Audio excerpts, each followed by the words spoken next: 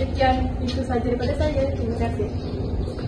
Baiklah Puan, berdasarkan projek pembentangan saya itu tadi, apakah perkara yang patut saya tambah baik bagi memastikan pelabur ni berminat untuk melabur ke syarikat kita?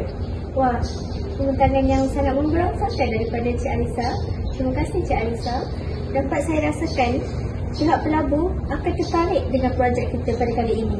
Tahniah Cik Alisa, saya bangga mempunyai pekerja yang berintegriti seperti kamu. Berikan tepukan.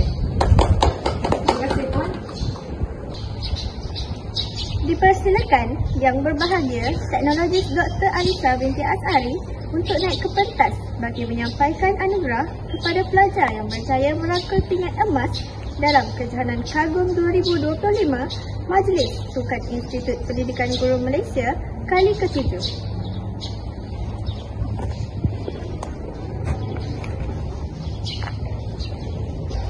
Dipersilakan Saudari Nurul Suraya binti Yusuf.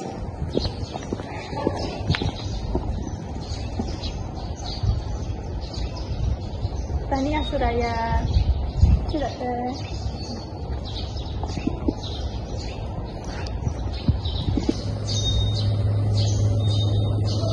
Assalamualaikum warahmatullahi wabarakatuh dan salam sejahtera.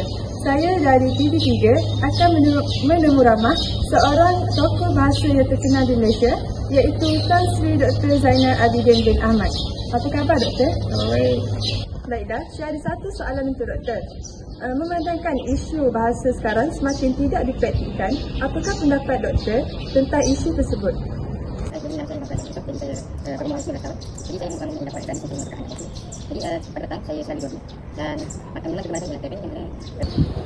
Baiklah, terima kasih Doktor atas pandangan itu tadi.